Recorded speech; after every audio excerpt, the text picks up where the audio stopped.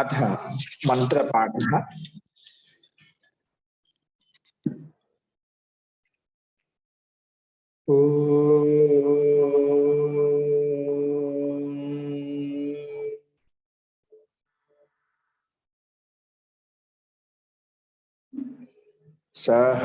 सहनाववतु सहनौ भुनक्तु सह वीर्यं करवावहै तेजस्विनावधीतमस्तु मा विद्विषावहै।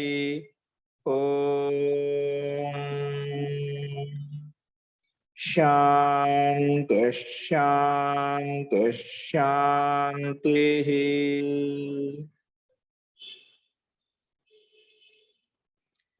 सर्वेभ्यो नमः। अंदरिकी नमस्कारम अंడి। नमस्ते आचार्य।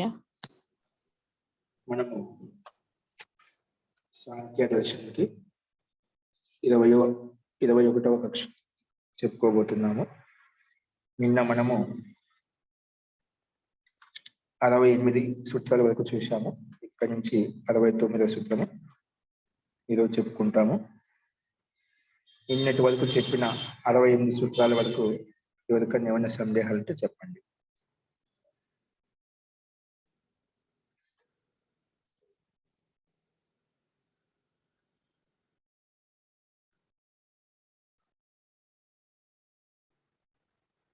అస్తు ప్రకృతం అనుసరామః.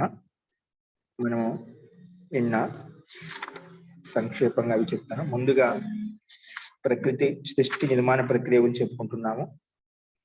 వివేక ప్రాప్తి కోసము ప్రత్యక్షంగా అప్రత్యక్షంగా కనిపించేటువంటి కార్యకారణ భావం అనేది ఏ రకంగా ఉంది అనేది చూస్తున్నాము. అందులో ముందుగా సత్వ రజస్ తమసాం సామ్యవస్థ ప్రకృతి అని చెప్పాము. సత్వగుణము, రజోగుణము, తమగుణము లేకపోతే మూల్ మెటీరియల్ రూపంలో ఉంటాయి, మూల్ తత్వ రూపంలో ఉంటాయి, దాని ప్రకృతి అని చెప్పాము. ఆ ప్రకృతి వలనే మళ్ళీ రెండవ తత్వం ఏర్పడుతుందంటే రెండవ వికారం మహాన్. ప్రకృతి మహా అని చెప్పాడు. మహా అంటే ఇక్కడ బుద్ధి తత్వం కూడా తీసుకుంటాము. మహాన్య బుద్ధి అని కూడా చెప్పుకున్న తర్వాత కూడా వస్తుంది ఈ విషయము.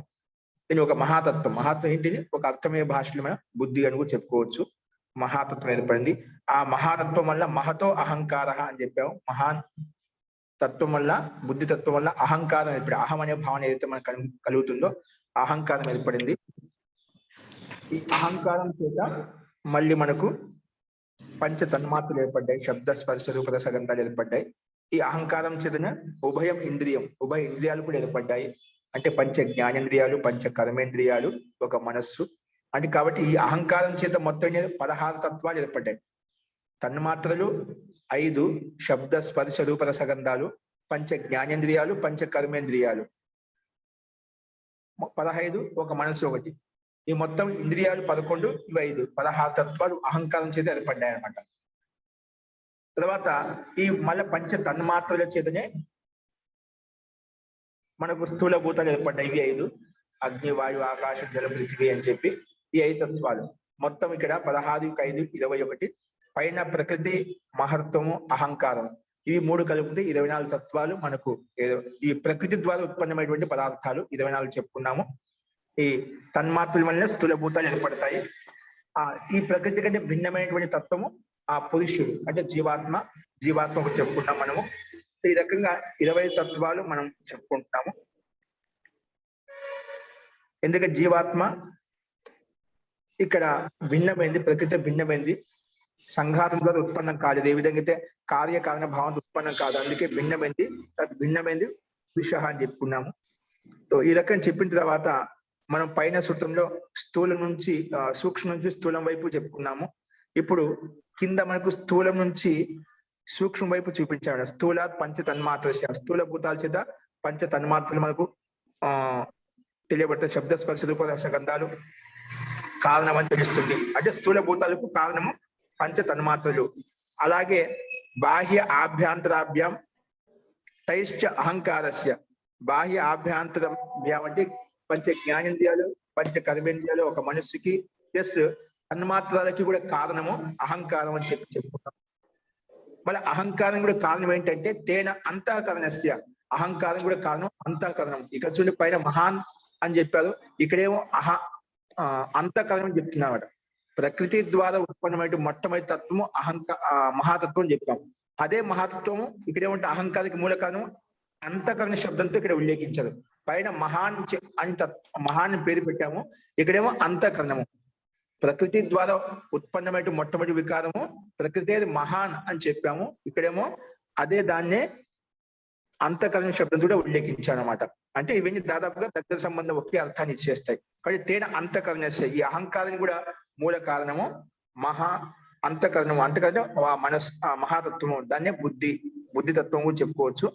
ఈ మహాతత్వానికి కూడా బుద్ధి తత్వానికి కూడా మూల కారణం తతః ప్రకృతే, అది మూల ప్రకృతి అని చెప్పి మనం చెప్పుకున్నాము. ఇవన్నీ చెప్పిన తర్వాత ఇప్పుడు 24 తత్వాన్ని ప్రకృతి అని చెప్పుకున్నాము. మళ్ళీ దీనికంటే భిన్నమైన తత్వం ఒకటి ఉంది కదా, అదే సంహత పరార్థత్వ పురుషస్య అని చెప్పి నేను చెప్పుకున్నాము. సంహత పరార్థత్వ పురుషస్య. సంహత పదార్థత్వాద్ అంటే సంఘాత రూపం.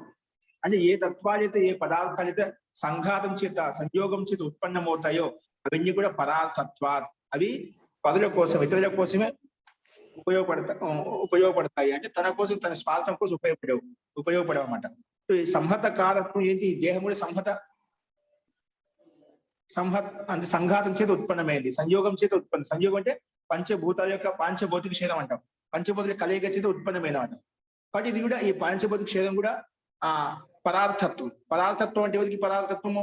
పురుషుడికి పరార్థత్వము. ఈ బ్రహ్మాండం ఏదైతే ఉందో, ఈ సృష్టి ఏదైతే మనకు కనిపిస్తుందో అభివ్యక్త రూపంలో, ప్రకటవస్తు రూపంలో, ఇది పరార్థత్వం కోసం. ప్రకృతి కోసం, ఈ బ్రహ్మాండం కోసం కాదు, ఈ శరీరం కోసం కాదు, ఆ శరీరంలో విద్యమానమైనటువంటి పురుషుడి కోసం, అంటే జీవాత్మ కోసమే ఇది సృష్టించబడింది, ఇది నియమించబడింది. ఈ శరీరం కావచ్చు, ఈ బ్రహ్మాండం సృష్టి కావచ్చు. కాబట్టి సంఘాతం చేత అయితే ఉండదు పదార్థత్వ పదుల కోసం ఉంటుంది. అంటే పదులు ఇక్కడ జీవాత్మ కోసం, అందుకే పక్కన పురుషస్య అని చెప్పి చెప్పుకున్నాం. ఎందుకంటే ఆ ప్రయోజనం ఎవరికి ఉంది? పురుష శబ్దంతో మనం ఆత్మ పరమాత్మ నుండి తీసుకుంటాం, కానీ పరమాత్మ ఇక్కడ గ్రహించబడి, ఎందుకంటే అతనికి అలాంటి అవసరం లేదు. ఎందుకంటే ప్రకృతి సంఘాత రూపం, ప్రకృతి సహాయం చేత ముక్తిని పొందాలంటే అవసరం లేదు. ఎందుకంటే ఎల్లప్పుడూ నిత్యముక్త స్వభావుడు కాబట్టి, నిర్లేపంగా ఉంటాడు, నిరాకారుడు కాబట్టి ఇటువంటివి అతనిలో వర్తించవు. ఎవరికి అవసరము? ఇక్కడ ఓన్లీ జీవాత్మ ఒకటే ఉంది కాబట్టి ఆ జీవాత్మ కోసమే. ఎందుకంటే సంసార బంధం నుంచి ముక్తి పొందాలని చెప్పి కోరుకుంటుంది కాబట్టి జీవాత్మలో కోరుకుంటుంది. పరమాత్మ సదా ఎల్లప్పుడు ముక్త స్వభావం కలిగిన వాడు, అతనికి ముక్తి కోసం ప్రయత్నం చేయాల్సిన అవసరం లేదు. కాబట్టి బద్ధ పురుషుడు ఎవరు? ఇక్కడ జీవాత్మ కాబట్టి ఈ జీవాత్మ కోసమే, జీవాత్మ ముక్తి కోసమే ఈ సృష్టి, బ్రహ్మాండం, ఈ దేహం రచించబడింది ఈశ్వరు ద్వారా. కాబట్టి సంహతం అనేది పదార్థత్వ పదుల కోసం, అంటే ఆ జీవాత్మ కోసం అని చెప్పి నిన్న 66 సూత్రాలు చెప్పుకున్నాము.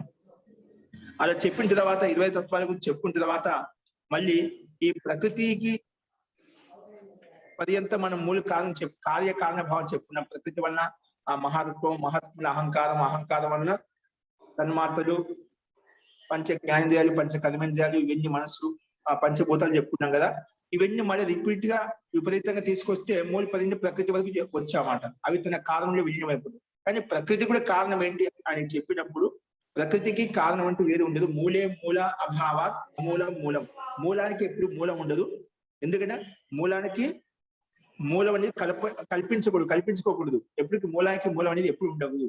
ఒకవేళ మూలానికి కూడా మూలం అలా తీసుకుంటూ వెళ్తే దోషయుక్తం వస్తుంది. ఒక మూలస్యాపి అన్య మూలం కల్పన, మూలానికి కూడా అన్య మూలం ఉందని ఒకవేళ ఊహించామనుకోండి, అప్పుడు పారంపర్యే అపి ఏకత్ర పరనిష్ఠ ఇది. ఒకవేళ నువ్వు మూలానికి కూడా మూలం ఉంది అంటే ఆ మూలానికి ఇంకో మూలం ఉంది, అలా నువ్వు పరంపరగా తీసుకెళ్ళావు అనుకోండి, ఏదో ఒక చోటు నిలబడాల్సి వస్తుందా? పరనిష్ఠ ఇది అక్కడ ఎక్కడో చోట ఒక పరనిష్ఠ ఏదో ఒక చోటు నిలబడాల్సి వస్తుందన్నమాట. కాబట్టి ఇది సంధ్యా మాత్రం, కేవలం సంధ్యా మాత్రమే. కాబట్టి ఇక్కడ మూలానికి మూలం ఎప్పుడు ఉండదు. మూలానికి కూడా మూలం అడిగామనుకోండి, అది ఒక పరంపర అనవస్థ దోషం వస్తుంది. ఎక్కడైనా సరే, నువ్వైనా సరే, నేనైనా సరే ఒక చోట ఆగాల్సి వస్తుంది. కాబట్టి నువ్వు ఆగినా నేను ఎక్కడో ఒక చోట ఆగినామంటే కేవలం సంధ్య మాత్రం, సంధ్య భిన్నంగా ఉంటుంది కానీ నామవాచక భిన్నంగా ఉంటుంది కానీ ఇద్దరి పక్షంలో ఒకే స్థితి ఉంటుంది. కాబట్టి ఏదో ఒక చోట ఆగాలి. అది ఇక్కడ ప్రకృతి దగ్గర మనం ఇక్కడ ఆగిపోయాము. కాబట్టి అన్నిటికీ మూలమైనటువంటి ఆ ప్రకృతి అన్నిటికంటే మూలమైనది కాబట్టి, అన్నిటికీ కారణం కాబట్టి ఈ ప్రకృతి మూల కారణం, దానికి మూలం అంటూ ఉండదు అని చెప్పి నిన్న మనం చూసామండి. అస్తు. సో ఈ రకంగా సిద్ధాంతి మూలానికి మూలం ఉండదు, కేవలం సంధ్య భిన్నం, నామకాన్ని భిన్న భిన్నంగా చెప్పుకుంటాం అంతే తేడా దీంట్లో. సో ఎవరైనా సరే ఒక చోట ఆగిపోవాల్సిందే, మూలానికి మూలము అలా ఉండదు, ఒక చోట నిశ్చయంగా నిర్ధారించాల్సి వస్తుంది, అదే అంతిమ మూలము, దానికి మూలం మనం కల్పన చేయకూడదు అని చెప్పి సిద్ధాంతి మనకు చెప్పారండి. అస్తు. ఇంకా ఇప్పుడు చెప్పిన దాంట్లో మళ్ళీ ఎవరికైనా సందేహం చెప్పండి.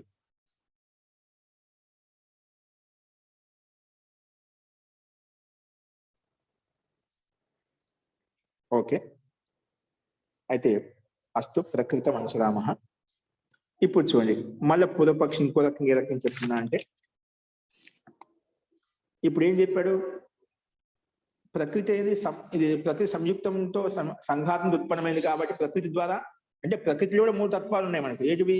సత్వగుణము, రజోగుణము, తమో గుణం, 3 గుణాలు ఉన్నాయి దాని ప్రకృతిలో కూడా. 3 గుణాల యొక్క కలిగినే మన ప్రకృతి అని చెప్పి ఒక పేరు పెట్టాం, ఒక నామకరణం చేశాం అనమాట. ప్రకృతిలో కూడా ఏమున్నాయి? ఓన్లీ ప్రకృతి అంటే ఏమిటి? ప్రకృతి అనగానే మనకు సత్వగుణము, రజోగుణము, తమో గుణం, 3 గుణాలు భిన్న భిన్నమైనవి. 3 గుణాల యొక్క కలికనే ఒక పేరు పెట్టాం ప్రకృతి అని చెప్పి. ఆ ప్రకృతి ద్వారా భిన్న భిన్న తత్వాలు మనకు ఏర్పడ్డాయి, 24 తత్వాలు ఏర్పడ్డాయి అని చెప్పి మనం చూసామట. అది ఎందుకు ఏర్పడింది, ఎందుకోసం ఏర్పడింది? పురుషుడి ప్రయోజనం కోసమే. అది పరార్థత్వం, సంయుక్తంతో ఉన్నది, సంఘాత రూపంలో ఉన్నది ఎప్పటికైనా కూడా అది పరార్థమే, అంటే పరుల కోసమే ఉంటుంది, స్వయం కోసం ఉండదు. కాబట్టి సంఘాత రూపం ఏదైతే ఉందో అవన్నీ కూడా పురుషుడి ప్రయోజనం కోసమే, పురుషుడికి భోగాపవర్గాలను కల్పించడం కోసమే ఈ సృష్టి, ఈ దేహం అంతా కూడా అని చెప్పి చెప్పుకున్నాము. కాబట్టి అదే విషయాన్ని ఇక్కడ ప్రస్తావిస్తున్నాడు. చూడండి స్లైడ్ మీద. ప్రకృతే సంహత పరార్థత్వే పూర్వపక్షం ఉత్థాపితే.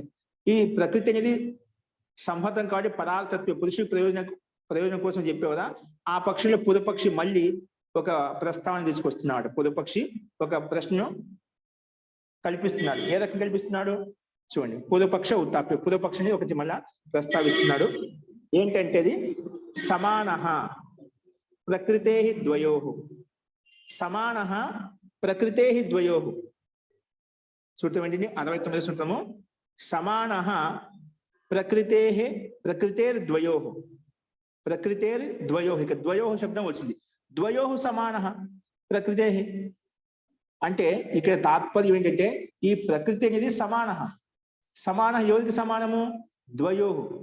ఎందుకంటే నువ్వేం చెప్పావు, ఈ బ్రహ్మాండం, ఈ ప్రకృతి దేహం ఏదైతే ఉందో అది పురుషుడి ప్రయోజనం కోసం చెప్పావు కదా. పురుషుడు అంటే ఒక పురుషుడే కదా, ఒకే జీవాత్మ కాదు కదా, అనేక జీవాత్మలు ఉన్నాయి. అనేక జీవాత్మలు, ముక్తాత్మలు ఉన్నాయి, సామాన్య జీవాత్మలు కూడా ఉన్నాయి, అంటే ముక్తి పొందని జీవాత్మలు కూడా ఉన్నాయి. అంటే అదే దోషం అన్నిటికీ వర్తిస్తుంది. ఇప్పుడు పురుషుడి ప్రయోజనం కోసం చెప్పే పురుష ప్రయోజనం జీవాత్మ యొక్క ప్రకృతి యొక్క బంధనం ఉంటుందని చెప్పావు. ఆ రకంగా అయితే అది కూడా జీవాత్మే కాబట్టి ఈ ప్రకృతి యొక్క బంధనం అది ఆ ముక్తాత్మలకు కూడా ఉంటుంది. రెండింటికి, ముక్తాత్మలకు సామాన్య ముక్తిని పొందనటువంటి ఆత్మలు ఏవైతే ఉన్నాయి అన్నిటికీ సమానంగా ఉంటుంది. ఈ ప్రకృతి అనేది అన్నిటికీ సమానంగా ఉంటుంది. ఇది కూడా పురుషుడి కోసమే. కాబట్టి ఆ రకంగా చూస్తే ముక్తి అనేది ఎప్పుడు కలగదు. ఇంకా ప్రకృతి ఎల్లప్పుడు నీకు సంఘాత జీవాత్మతో యుక్తమై ఉంటుంది. పురుషుడి ప్రయోజనం కోసం అని చెప్తున్నావు కదా, జీవాత్మ కోసమే ఈ ప్రకృతి అని చెప్తున్నావు కదా. ఆ జీవాత్మలు ఒకటే కాదు, ముక్త జీవాత్మలు కూడా ఉన్నాయి, వాటన్నిటికీ సమానంగా వర్తిస్తుంది. అంటే ముక్తి అనేది ఎవరికి కలగదు అనమాట. ఎల్లప్పుడు ప్రకృతి పురుషుడి కోసం కాబట్టి ఎల్లప్పుడు ప్రకృతి ఉంటున్నామంట, అంటే ముక్తాత్మలతో కూడా ఉంటుంది. కాబట్టి ద్వయో సమాన అని చెప్పి, అంటే ముక్తాత్మలకు సామాన్య బద్ధాత్మలకు ఈ ప్రకృతి అనేది సమానంగా ఉంటుంది. ప్రకృతి సమానంగా ఉన్నప్పుడు మన ఈ ముక్తి యొక్క కల్పన అనేది వ్యర్థము అని చెప్పి పూర్వపక్షి ఈ రకంగా ప్రస్తావించడానికి ప్రయత్నం చేస్తున్నాడు. చూడండి, సమాన ప్రకృతే ద్వయో అని చెప్పి చెప్పారు ఇక్కడ. చూడండి భాషను చూడండి.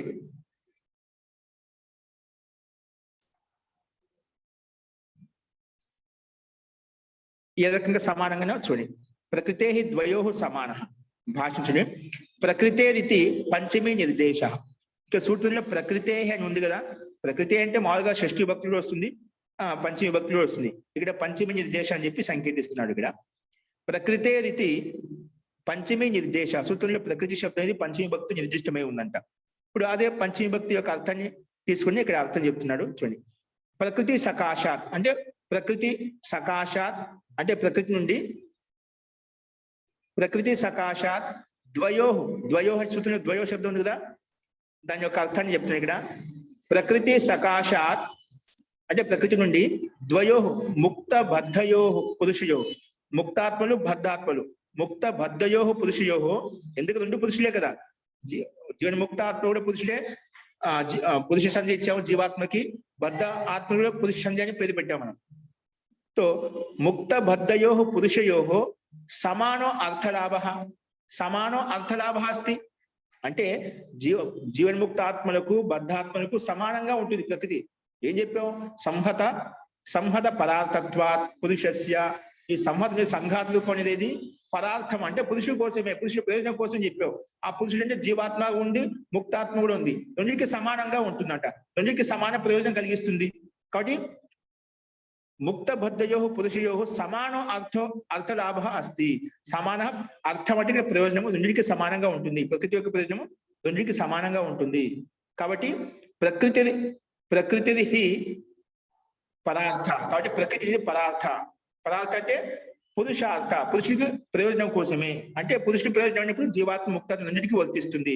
కాబట్టి తచ్చ ఇదం ఉక్తమేవ అనంతర సూత్రే, మనం ఇది చెప్పుకోవచ్చు, ఇప్పుడు చెప్పుకోవచ్చు ఇక్కడ 66వ సూత్రంలో.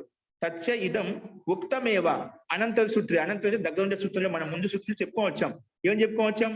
సంహత పదార్థత్వాత్ పురుషస్య, సంహత రూపం ఏదైతే ఉందో అంటే సంఘాత రూపం ఏదైతే ఉందో అది పదార్థత్వాత్ అంటే అన్య ఆత్మల కోసం కాబట్టి, అంటే ఇతరుల కోసం కాబట్టి. ఆ ఇతరులు ఎవరు అవుతారు? పరమాత్మకు అవసరం లేదు, కాబట్టి జీవాత్మ ఒకటే ఉంది కాబట్టి ఇది పురుషస్య అంటే జీవాత్మనః. సంఘాత రూప ప్రకృతి ఏదైతే ఉందో, దేహం ఏదైతే ఉందో అది పురుషుడి ప్రయోజనం కోసమే. పురుషుడు ఈ సంఘాత రూప సహాయం చేత, ప్రకృతి సహాయం చేత ముక్తిని పొందడం కోసమే ఈ బ్రహ్మాండము సృష్టి అని ఉంది. కాబట్టి సంహత పదార్థత్వ పురుషస్య, ఈ ప్రకృతి అంతా కూడా పురుషుడి ప్రయోజనం కోసమే చెప్పి చెప్పుకున్నాం. అలాగే తథైవ యోగ దర్శనే అపి, యోగ దర్శనం కూడా మనం ప్రమాణంగా చెప్పుకున్నాం. యోగ దర్శనే అపి పదార్థత్వం సంహత్యకారిత్వాత్ అని చెప్పి చెప్పుకున్నామని. యోగ దర్శనం ఇదే చెప్పబడింది, పదార్థత్వం. ఎందుకు ఈ ప్రకృతిని పదార్థత్వం ఎందుకంటే సంహత్యకారిత్వాత్, ఇది సంఘాతం చేత సంయోగం చేత ఉత్పన్నమైంది కాబట్టి, సంఘాత రూపం కాబట్టి ఈ ప్రకృతి అనేది ఇది పదార్థత్వం. పదార్థత్వం ఎవరవుతారు? పురుష అంటే జీవాత్మ కోసం, జీవాత్మ యొక్క భోగ అపవర్గం కోసమే ఈ ప్రకృతి అనేది ఉత్పన్నమైంది, ఈ సృష్టి ఉత్పన్నమైంది అని చెప్పి మనకు యోగ దర్శనంలో కూడా ఈ విషయం గురించి చెప్పుకున్నాము. కాబట్టి సంహత రూపం ఏదైతే ఉందని పురుషుడి ప్రయోజనం కోసమే ఉంది. కాబట్టి పురుషుడి ప్రయోజనం కోసం అన్నప్పుడు రెండింటికి సమానంగా వర్తిస్తుంది. ముక్త పురుషులకు బద్ధ పురుషులకు రెండింటికి సమానంగా అదే ప్రయోజనం సిద్ధిస్తుంది, ప్రకృతి రెండింటికి వర్తిస్తుంది. అప్పుడు ఇంకా జీవ ముక్తాత్మలు ఈ ప్రకృతిని అతిక్రమించి ముక్తి గడిపోతా అనేది సంబంధం అనేది ఉండదు. అంటే ముక్తి యొక్క సంభావన ఉండదు అన్నమాట. ముక్తి కోసం ప్రయత్నం అనేది అవసరం లేదు. ఇంకా ఎల్లప్పుడూ ప్రకృతి కోసం అని చెప్పినప్పుడు, పురుషుడి కోసం ఈ ప్రకృతి అని చెప్పినప్పుడు ఆ పురుషునిలో జీవాత్మ ముక్తాత్మ కూడా వచ్చింది కాబట్టి ఎల్లప్పుడూ ప్రకృతి ఉంటుంది. ఎల్లప్పుడూ ప్రకృతి ఉన్నప్పుడు ఇంకా ముక్తి ఎక్కడ కలుగుతుంది? ముక్తి సంభవం కాదు అని పూర్వపక్ష రకంగా ప్రస్తావిస్తున్నాడు. కాబట్టి తేన సమానో అర్థ సిద్ధేత్, కాబట్టి సమాన అర్థం సిద్ధిస్తుంది. అంటే ముక్తాత్మలకు బద్ధాత్మలకు రెండింటికి సమానంగా ఈ ప్రకృతి ఎల్లప్పుడూ ఉంటుందన్నమాట. ఎల్లప్పుడూ ఉంటే ముక్తి అనేది ఎల్లప్పుడూ ఉండదు అన్నమాట. ఈ ప్రకృతి ఎల్లప్పుడూ ఉన్నప్పుడు ప్రకృతి పురుషుడి కోసం ఉన్నప్పుడు ముక్తాత్మ మోక్షం పొందింది అని ఎలా చెప్పగలుగుతాం? కాబట్టి అది సంభవం కాదు అని పూర్వపక్షి ప్రస్తావిస్తున్నాడు. దానికి చూడండి, ప్రకృతి సకాశ, దాన్ని ఇంకో రకం చెప్పాడు. ప్రకృతి సకాశ అంటే ప్రకృతి నుండి ద్వయో ముక్త బద్ధయో పురుషయో కథం కస్మైచిత్ అపవర్గ ఫలం కస్మైచిత్ భోగ ఫలం అభివ్యజ్యతే. ఈ ప్రకృతి నుండి ద్వయో అంటే ఏమిటి? ముక్త బద్ధయో, ముక్త ఆత్మకు బద్ధాత్మకు, ముక్త పురుషుడికి బద్ధ పురుషుడికి కథం కస్మైచిత్ అపవర్గ ఫలం కస్మైచిత్ భోగ ఫలం అభివ్యజ్యతే. ఒకరికేమో ముక్తి మోక్షం యొక్క ఫలం అంటున్నావు, ఒకరికేమో భోగ ఫలం అంటున్నావట. ఒకరికేమో అపవర్గ ఫలం అంటే మోక్షం యొక్క ఫలం, ఒకరికేమో భోగ ఫలం. అభివ్యజ్యత ఎలా ఉత్పన్నమవుతుంది, ఎలా సాధ్యమవుతుంది? ఇప్పుడు ప్రకృతి పురుషుడికి ప్రయోజనం కోసం అని చెప్పావు, పురుషుడిలో జీవాత్మ వస్తుంది, ముక్తాత్మ బద్ధాత్మ ఇద్దరు వస్తుంది అన్నమాట. రెండు ఆత్మలు వస్తాయి. ముక్త పురుషుడు బద్ధ పురుషుడు ఇద్దరికి వచ్చినప్పుడు ఒకరికి అపవర్గ ఫలం ఇచ్చావు, ఒకరికేమో భోగ ఫలం ఇచ్చావు. కాబట్టి అది ఎలా సంభవం అవుతుంది? కథం అభివ్యజ్యతే, అది ఎలా అభివ్యక్తం అవుతుంది, ఎలా అది సంభవిస్తుంది. కాబట్టి రెండుకి సమానంగా సమానము. ముక్త పురుషులకు బద్ధ పురుషులు రెండుకి సమానమే ఈ ప్రకృతి అనేది, కానీ ఈ దోషం వస్తుంది అని చెప్పి ఈ సూత్రం యొక్క అభిప్రాయాన్ని ప్రకటించాలండి. అర్థమైంది ఈ సూత్రము. రెండిటికి ప్రకృతి అనేది ఎందుకోసం ఉత్పన్నమైంది? పురుషుడి కోసం, పురుష ప్రయోజనం కోసం అని చెప్పా. ఆ పురుషుడు అన్నప్పుడు జీవాత్మ కూడా వస్తుంది, ముక్తాత్మ కూడా వస్తుంది, ఇద్దరికి సమానంగా ఉంటుంది. కాబట్టి ముక్తంగా సంభవించదు అని చెప్పి పూర్వపక్షి రకంగా ప్రస్తావించారు. ఇంతవరకు ఈ సూత్రం యొక్క భాష్యం అండి. కాబట్టి ఆ ప్రకృతి నుంచి ద్వయోర్ ముక్త బద్ధయో పురుషయో కథం కస్మైచిత్ అపవర్గ ఫలం, ఒకరికి అపవర్గ ఫలం అంటే ముక్తి యొక్క ఫలము, కస్మైచిత్ భోగ ఫలం అభివ్యక్తి ఎలా సంభవిస్తుంది, ఎలా అభివ్యక్తం అవుతుంది. కాబట్టి అది సంభవ కాదు, సమానము అని చెప్పి పూర్వపక్షి ప్రస్తావించాడు. ఇంతవరకు ఈ సూత్రం యొక్క అర్థం. అస్తు. సో ఇందులో ఎవరికి సందేహం ఉందా? మహోదయ, అంటే రెండు సమానం కాదు కదా అని అంటున్నాను అని ప్రశ్న వేస్తున్నారా? పూర్వపక్షి ప్రస్తావించాడు. నువ్వు ఏం చెప్పావు? ఈ సంహత పరార్థత్వ సూత్రం చెప్పి, సంహత అంటే సంఘాత రూపము. ఏది సంఘాత రూపమైనటువంటి ప్రకృతి ఉందో ఆ ప్రకృతి ఎల్లప్పుడూ పరార్థం. ప్రకృతి కోసం కాదు, పురుషుడి కోసం. ఏ పురుషుడు? జీవాత్మ కోసం. ఇప్పుడు జీవాత్మ అంటే ఒకే జీవాత్మ లేదు కదా, అనేక జీవాత్మలు ఉన్నాయి. అందులో ముక్త జీవాత్మలు ఉన్నాయి, బద్ధ జీవాత్మలు ఉన్నాయి. కానీ ముక్త జీవాత్మ ఇది వర్తిస్తుంది. ప్రకృతి ఎల్లప్పుడు వెంట ఉంటుంది.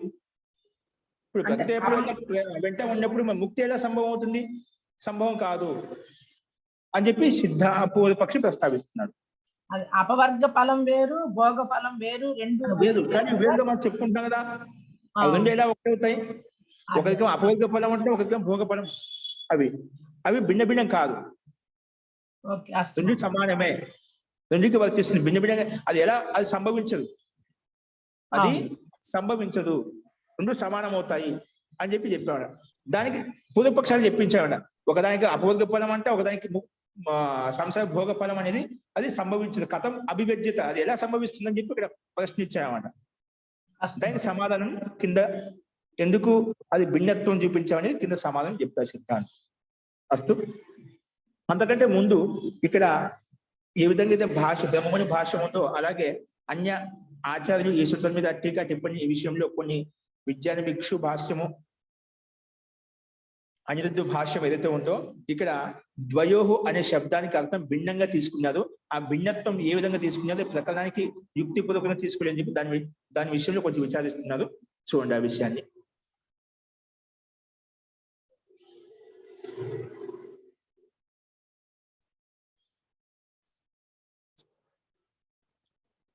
చూడండి స్లైడ్ మీద. ద్వయోహు ఇత్యస్య అర్థో అనిరుద్ధ వృత్తౌ, కింద చూడండి. ఇక్కడ కస్మైచిత్ అపవర్గ ఫలం, కస్మైచిత్ భోగ ఫలం అభివ్యజ్యతే. అందుకు సూత్రార్థం అయిపోయిన తర్వాత పక్కన ఇక్కడ అన్య భాష్యకారుల యొక్క అభిప్రాయాన్ని ద్వయోహు అనే శబ్దానికి అర్థం భిన్నంగా తీసుకున్నామంట. అది భిన్నత్వం ఏంటి చూద్దాం. ఇక్కడ ద్వయోహు ఇత్యస్య అర్థో అనిరుద్ధ వృత్తౌ, అంటే అనిరుద్ధ వృత్తి అనే భాష్యంలో, అంటే ఈ విధంగా బ్రహ్మముని భాష్యంలో అనిరుద్ధ వృత్తి భాష్యంలో ఏమిచ్చిన వాది ప్రతివాదినోహ, విజ్ఞాన భిక్షు భాష్యే వాది ప్రతివాదినోహ అథవా ప్రకృతి పురుషయోహ అర్థః కృతః ఉభయత్రాపి అర్థ అయుక్తి. విజ్ఞాన భిక్షు భాష్యంలో అనిరుద్ధ వృత్తి భాష్యంలో వీళ్ళిద్దరు ద్వయోహ అనే శబ్దానికి అర్థం ఏం తీసుకున్నారు? ద్వయోహ, ఇక్కడేమో బ్రహ్మని ఏం తీసుకున్నారు? ఇక్కడ ద్వయోహ అనగానే ముక్త బద్ధయోహ పురుషయోహ అని చెప్పి తీసుకున్నాం అక్కడ. కానీ అక్కడ అనిరుద్ధ భాష్యంలో, విజ్ఞాన భిక్షు భాష్యంలో వాద ప్రతివాదినోహ అని చెప్పి అర్థం తీసుకున్నాం. వాది అంటే పక్షి, విపక్షి, ఆ అర్థం తీసుకున్నామట. పక్షి విపక్షి ఇద్దరు అంటే విజ్ఞాన భిక్షు భాష్యంలో కూడా అనిరుద్ధ వృత్తి భాషలో కూడా వాద ప్రతివాదినోహ అని అర్థం తీసుకున్నామట. అథవా ప్రకృతి పురుషయోహ అర్థ కృతః ఉభయత్రాపి అర్థ అయుక్తి. ఈ రెండు చోట్ల ఇది అయుక్తిపూర్వకంగా, యుక్తిపూర్వకంగా లేదు.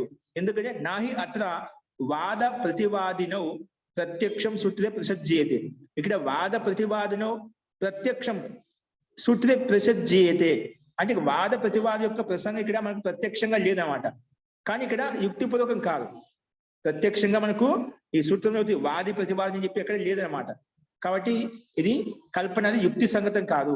ఎందుకంటే అగ్రిమ సూత్ర సాంగత్యం చ ఆపదతి, అగ్రిమ సూత్ర సాంగత్యం చ ఆపదతి అంటే మనకు దీనికి సమాధానం, ఈ సూత్రానికి సమాధానం ఈ విధంగా చెప్పాడు అగ్రిమ సూత్రంలో, దానికి సమస్య వచ్చేస్తుంది అన్నమాట. అది ఏ ప్రశ్నకైతే సమాధానం సిద్ధాంతం చెప్పాడో అది విరుద్ధం అవుతుంది, విపరీతం అవుతుంది అన్నమాట. సాంగత్యం ఉండదు అన్నమాట.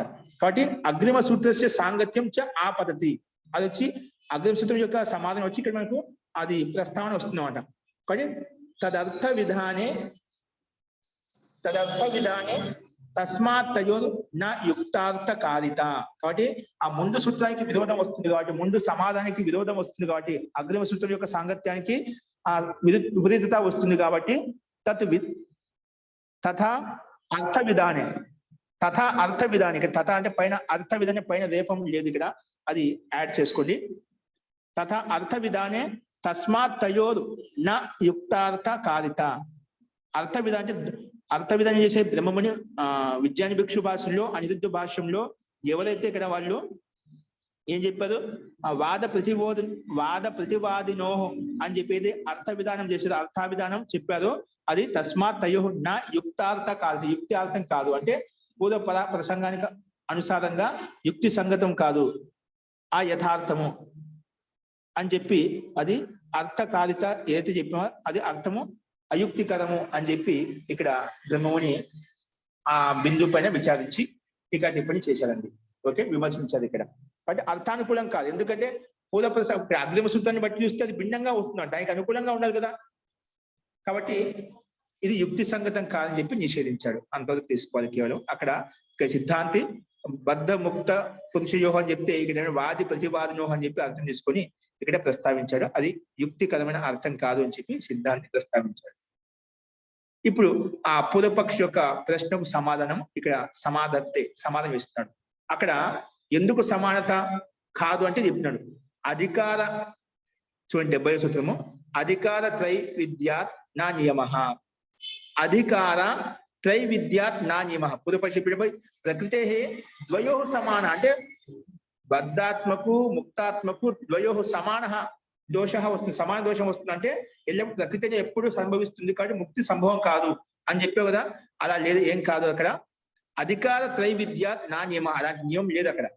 అధికార త్రైవిద్యాత్, అధికారము భిన్న భిన్నంగా ఉంటుంది కాబట్టి త్రైవిద్యాత్, అధికార త్రైవిద్యాత్ నా నియమ, కాబట్టి నియమం వర్తించదు. సమాన ప్రకృతి అని చెప్తున్నావు కదా, అది నియమం వర్తించదు. ఎందుకు? అధికారం త్రైవిధ్యంగా ఉంది కాబట్టి. అధికారం ఇక్కడ ఏ అధికారం? యోగ్యత. యోగ్యత అనేది జీవాత్మలకు బద్ధాత్మలకు యోగ్యత ఆ జ్ఞానం భిన్న భిన్నంగా ఉంటుంది కాబట్టి అధికార త్రైవిద్యాత్ నా నియమం. అందుకే నియమ యుక్తి సంగతం కాదు. పోయి జీవాత్మలు బంధింపబడతాయి, బద్ధాత్మ కూడా అన్నిటికీ ప్రకృతి వర్తిస్తుందని చెప్తున్నావు కదా, అది సంభవించదు. ఎందుకు? వారి జీవాత్మల యొక్క ముక్తాత్మల యొక్క యోగ్యత భిన్నంగా ఉంది, బద్ధాత్మల యొక్క యోగ్యత జ్ఞానం భిన్నంగా ఉంది కాబట్టి అది నియమం వర్తించదు అని చెప్పి 70వ సూత్రంలో సమానం చెప్పాడు. అది భాషను చూడండి. అధికార త్రైవిద్యాలు అంటే అధికారాణం, అధికారం అంటే ఏమిటి? యోగ్యత. యోగ్యత అంటే ముక్తాత్మలకు బద్ధాత్మలకు. అధికారాణం ఉత్తమ మధ్యమ మంద రూప త్రివిధత్వాత్. ఉత్తమ మధ్యమ ఏంటండి? ఉత్తమ మధ్యమ మంద రూప త్రివిధత్వాత్. ఉత్తమ యోగ్యత ఉంటుంది, మధ్యమ యోగ్యత ఉంటుంది, ఏంటంటే మంద యోగ్యత, కొంచెం యోగ్యత తక్కువగా ఉంటుందన్నమాట. అట్లా ఉత్తమ మధ్యమ మంద రూప త్రివిధత్వాత్, 3 రకాల విధానం ఉంది చేట నా నియమం యుక్తి సంగతం కాదు. ఏంటి? సమానార్థ సాధనస్య నియమో నా భవతి.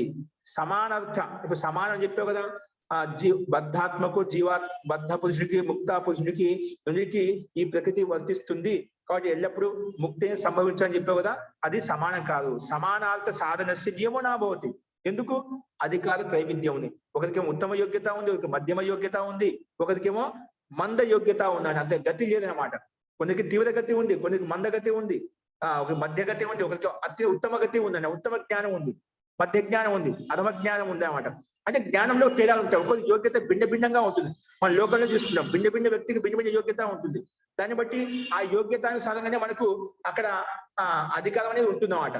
యోగ్యతని బట్టి మన అధికారం ఉంటుంది.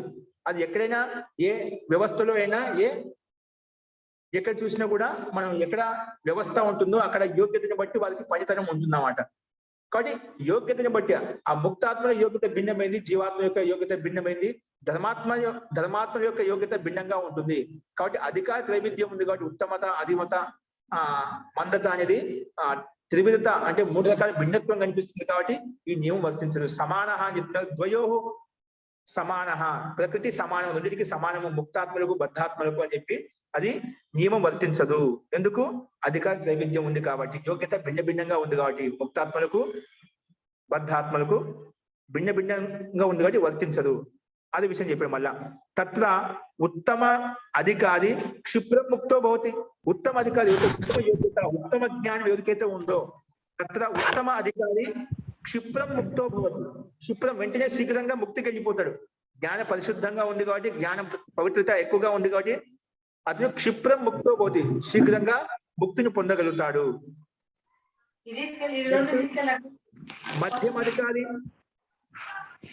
మధ్యమాధికారి ఎలా ఉంటాయండి చూడండి. మధ్యమాధికారి శిరేణ అనేక జన్మాంతరాన్ని అతివాహ్య ముక్త భాగవతి. ఓ మధ్యమ యోగ్యత కలిగిన వ్యక్తి, అంటే పూర్తిగా తీవ్రమైన యోగ్యత లేదు కానీ మధ్యమ గతి ఉందన్నమాట. మధ్యమ అధికారి అంటే అధికారి ఇక్కడ యోగ్యత అనమాట, అది తీసుకోవాలి. అధికారి సామాన్య అధికారం కాదు ఇక్కడ. మధ్యమ అధికారి యోగ్యత, మధ్యమ యోగ్యత కలిగిన వ్యక్తి శిరేణ అంటే చిరకాలం దీర్ఘకాలం వరకు అనేక జన్మాంతరాన్ని జన్మాంతరం అంటే ఇప్పుడు అంటాం కదా ముక్తి ఒక జన్మ సంభవం కాదు, జన్మాంతరాన్ని పడుతుంది, జన్మాంతరాలు పడుతుంది అని చెప్పి అది చెప్పినాడు. మధ్యమ అధికారి ఎలా ఉంటాడు? చిరైన దీర్ఘకాలంగా అనేక జన్మాంతరాన్ని అతివాహ్య జన్మలు అతివాహనం చేస్తూ, అంటే అక్కడ భోగాలను అనుభవిస్తూ అతివాహ్య ముక్త భాగ్ భవతి. అక్కడ అనేక జన్మలు తీసుకుంటూ అక్కడ ప్రయత్నం చేస్తూ ఉండగా అప్పుడు ముక్త భాగ్ భవతి, ముక్తిని పొందగలుగుతాడు. అంటే కొంచెం మందగతి వెళ్ళగలుగుతాడు అన్నమాట. ఉత్తమ గతి వ్యక్తికి అపేక్ష ఈ మధ్యమ గతి కలిగిన యోగ్యత కలిగిన వ్యక్తి ఎక్కువ అనేక జన్మలను తిరుగుతూ అనేక జన్మల్లో మళ్ళీ జన్మ తీసుకుంటూ ఆ కాలక్రమైన ప్రభావంతో ముక్తిని పొందగలుగుతాడు. కాబట్టి ముక్త భాగ్ భవతి. మందబుద్ధి కలిగిన వ్యక్తి, ఇంకా యోగ్యత తక్కువగా ఉండే వ్యక్తి ఎలా ఉంటాడు? మందస్తు బద్ధహసన్. మంద వ్యక్తి అంటే యోగ్యత లేని వ్యక్తి, అంటే అది ఎక్కువ యోగ్యత లేదు అన్నమాట. ఈ ఆధ్యాత్మికత విట్ట ఆత్మ పరమాత్మ పట్ల అంత యోగ్యత లేదు. అందుకే మందస్తు అంటే మంద బుద్ధి, అంటే మందంగా వెళ్ళేవాడు, అంటే నిదానంగా వెళ్ళేవాడు, అంటే యోగ్యత అంత సక్రియంగా లేదు. మందస్తు బద్ధహసన్, ఆ సంసారంలో బంధించబడుతూ, బద్ధహసన్ అంటే బంధంలో బంధించబడుతూ భోగం ఏవ అనుధావతి. మందస్తు బద్ధహసన్ బంధింపబడుతూ భోగం ఏవ అనుధావతి, భోగాల వైపు అనుసరిస్తూ ఉంటాడు, భోగాల వైపు పరిగెడుతూ ఉంటాడు. మందబుద్ధి కలిగిన వ్యక్తి యోగ్యత లేని వ్యక్తి ఏమవుతుందో సాంసారిక విషయాల పట్ల ఆకర్షణ కలుగుతుందన్నమాట. అందుకే ఎల్లప్పుడూ దాని వైపు పరిగెడుతూ ఉంటాయన్నమాట. కానీ మందగతి అంటే ధీమి గతి, అంటే స్లోగా వెళ్ళి నడిచేటువంటి వ్యక్తి ఎవరైతే ఉన్నదో, ఆ జ్ఞానం ఎవరికైతే ఉందో అటువంటి వ్యక్తి బద్ధహసన్ సంసారంలో బంధింపబడుతూ ఎల్లప్పుడూ భోగం ఏవ అనుధావతి, భోగాల వైపు పరిగెడుతూ ఉంటాడు. సంసార భోగాలు ఏవైతే ఉన్నాయో, విషయ వాసనలు ఏవైతే ఉన్నాయో వాటి వైపు పరిగెడుతుంటాడు, అక్కడే తిరుగుతూ ఉంటాడు అన్నమాట. కాబట్టి ఎల్లప్పుడూ ఇదే విధంగా ఉంటుందన్నమాట.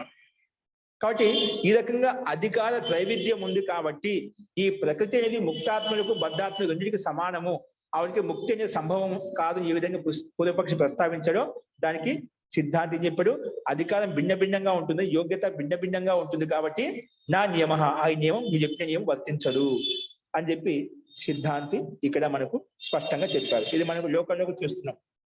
యోగ్యతను బట్టి వాళ్ళకి పనితనం ఉంటుంది. అలాగే అది ముక్తాత్మలకు యోగ్యత భిన్నంగా ఉంది కాబట్టి సాంసారిక విషయ వాసన పట్ల ఆకర్షణ లేదు కాబట్టి వాళ్ళకు ఈ ప్రకృతి యొక్క బంధనం అనేది ఉండదు. ఎవరికైతే ఉంటుందో వాళ్ళకి ప్రకృతి యొక్క బంధనం ఉంటుంది అని చెప్పి స్పష్టంగా మనకు ఈ సిద్ధాంత సూత్రం ప్రకారంగా అర్థమవుతుంది. ఫస్ట్ ఇందులో ఎవరికైనా సందేహం ఉందని చెప్పండి.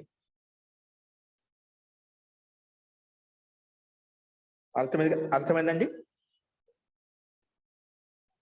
ఓకే. సో అధికారం భిన్నంగా ఉండడం వల్ల అది సమానం కాదు. ప్రకృతి అనేది ముక్తాత్మలకు భిన్నంగా ఉంటుంది, జీవాత్మలకు భిన్నంగా ఉంటుంది యోగ్యతను బట్టి అని చెప్పి చెప్పుకున్నాం. ఇప్పుడు ఇలా చెప్పిన తర్వాత మళ్ళీ ఇంకో రకంగా విచారిస్తున్నాడు. అదేంటో చూద్దాం. చూడండి కింద చూడండి 71వ సూత్రానికి భూమిక. కార్యకారణ భావం ఆశ్రిత్య ఇప్పుడు కార్యకారణ భావం మనము చెప్పుకుంటూ వచ్చామండి. ఇది దీనికి ఇది కార్యము, దీనికి ఇది కారణము అని చెప్పి. అంటే ప్రకృతి నుంచి, ప్రకృతి మూల కారణము, ఆ మూల కారణం కూడా, ఆ మూల కారణం నుంచి కార్యం ఉత్పన్నమైంది, మహాతత్వం ఏర్పడింది, బుద్ధితత్వం ఏర్పడింది. అది ఇప్పుడు కార్యం. ఆ కార్యం చేత కూడా మళ్ళీ అహంకారం ఏర్పడినప్పుడు ఆ కార్యం మళ్ళీ కారణంగా మారిపోయింది. ఏది? మహాతత్వం. అంటే బుద్ధితో కారణంగా మారిపోయింది. అలాగా ప్రతి ఒక్కరి కార్యకారణ భావం చూసామన్నమాట. కార్యకారణ భావం ఆశ్రిత్య అనుమానం ద్వారా ప్రకృతే అప్రత్యక్షాయ, ప్రకృతిలో అప్రత్యక్షంగా ఉన్నటువంటి అప్రత్యక్షాయ పునః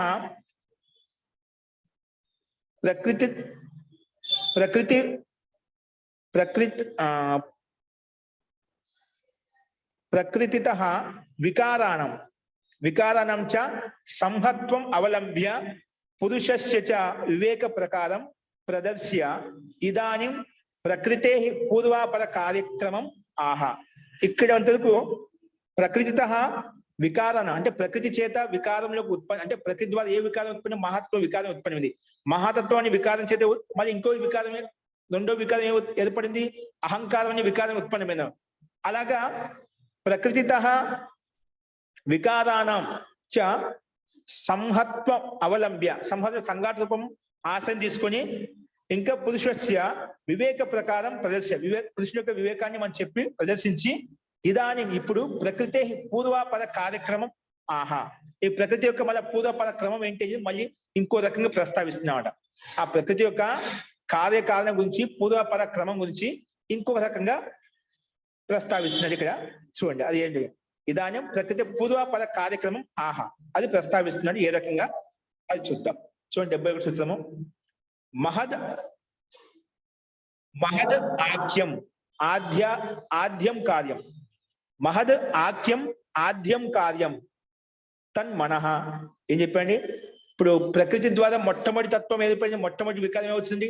మహాన్ తత్వం ఏర్పడింది. మహా అంటే మహాతత్వం ఏర్పడింది. ప్రకృతి మహాన్ అని చెప్పి కదా, ప్రకృతి మహా అని చెప్పి అంటే మహాతత్వం ఏర్పడింది అన్నమాట. దాన్నే మనము 64 సూత్రంలో తేన అంతఃకరణస్య అని చెప్పి చెప్పున్నాడు. ఆ మహాతత్వాన్ని అక్కడ అంతఃకరణ శబ్దం చెప్పున్నాం. మహా అంటే ప్రకృతి ద్వారా ఉత్పన్నమైన మొట్టమొదటి వికారం ఏదైతే ఉందో అక్కడ మహా అని చెప్పినాము సూత్రంలో, మూల సూత్రంలో. తర్వాత 64వ సూత్రంలో తేన అంతఃకరణస్య, ఈ అహంకారానికి కారణం అంతఃకరణం అని చెప్పి చెప్పుకోవాలని చెప్పి అక్కడ అంతఃకరణ శబ్దాన్ని ఉపయోగించారన్నమాట. ఇక్కడ అదే మహాతత్వానికి తత్ మనః అని చెప్పి చెప్తున్నామాట. చూడు, ముందేమో మహాన్ అని చెప్పావు, మహాతత్వం చెప్పావు. దానికి ఇంకో రకంగా మహాతత్వం అంటే బుద్ధితత్వం చెప్పాడు. దాన్ని బుద్ధి అని కూడా చెప్తున్నమాట. మహాతత్వం అంటే బుద్ధితత్వం అని చెప్పి దాన్ని అంతఃకరణం అని చెప్పుకున్నాం. ఇక్కడేమో అదే మనస్సు అంటున్నాడు ఇక్కడ, తత్ మనః. ఓకే, చూడండి. మహద్ ఆఖ్యం ఆద్యం కార్యం. ఈ మహద్ అనేది మహద్ ఆఖ్యం అంటే పేరు, అంటే మహద్ అనే పేరు కలిగినటువంటి, ఆఖ్య అంటే పేరు అండి, నామవాచకం. మహద్ ఆఖ్యం అంటే పేరు కలిగినటువంటి, మహత్ పేరు కలిగినటువంటి ఆద్యం కార్యం. ఇది మొట్టమొదటి కార్యం అంటే మొట్టమొదటి కార్య పరిణామం. ఏదానికి కార్య పరిణామం? ప్రకృతి ద్వారా మొట్టమొదటి కార్యం ఏం ఉత్పన్నమైంది? మహాతత్వం ఏర్పడింది. అదే మహద్ ఆఖ్యం ఆద్యం కార్యం, మొట్టమొదటి కార్యము అంటే మొట్టమొదటి వికృతి. అదే దాన్ని తన్మనః, తత్ మనః అంటాము. దాన్ని ఏమంటాము? మనః అంటాము. ఇప్పుడు మొన్న శోభనాథ్ గారు అడిగారు మహాతత్వం అంటే ఏమిటంటే దాంట్లో ఏది ఎలా తీసుకోవాలి మనం అంటే దాన్ని రకరకాలు చెప్తున్నాం. పైన మహాన్ తత్వం అని చెప్పారు, తర్వాత దాన్ని బుద్ధితత్వం చెప్పొచ్చు, అక్కడ మళ్ళీ అంతఃకరణం చెప్పారు, ఇక్కడేమో అదే మనస్సు. ఇప్పుడు ఇంత దగ్గరలో మహర్షి ఈ రకం చెప్తున్నా అంటే ఇవి భిన్నమేం కాదు, అయుక్తిపూర్వకం కాదు, యుక్తిపూర్వకమే. ఇప్పుడు ఇవన్నీ కూడా మనస్సులో ఉంటాయి.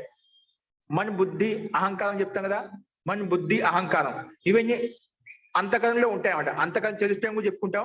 మన బుద్ధి చిత్త అహంకారం ఇవన్నీ వాటికి పర్యాయ భేదాలు అన్నమాట అర్థం చేసుకోవడానికి.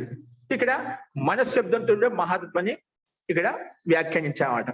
కాబట్టి మహద్ ఆఖ్యం, మహద్ అనే పేరు గల ఆద్యం కార్యం తత్ మనః, దాన్ని మనః అని కూడా అంటాము. ఓకే, ఇది 71 సూత్రం చెప్పారు. ఇది భాషించుకోండి. ఇప్పుడు మహద్ ఆఖ్యం ఆద్యం కార్యం, మహాతత్వం అనేది, మహద్ అనేది ఆ పేరు గల మహాతత్వం అనేది ఆద్యం కార్యం, మొట్టమొదటి కార్యం ఏంటి చూడండి. ప్రకృతే మహాన్, ఇత్యుక్తం. ప్రకృతి అనే మూల ప్రకృతి చేత, ప్రకృతి అని చెప్పినాం సత్వగుణము రజోగుణము తమోగుణం యొక్క సామ్యవస్థ ప్రకృతి అని చెప్పిన ఆ మూల ప్రకృతి చేత మహానితి ఉక్తం. సూత్రుల పైన మహానితి ఉక్తం అని చెప్పబడింది.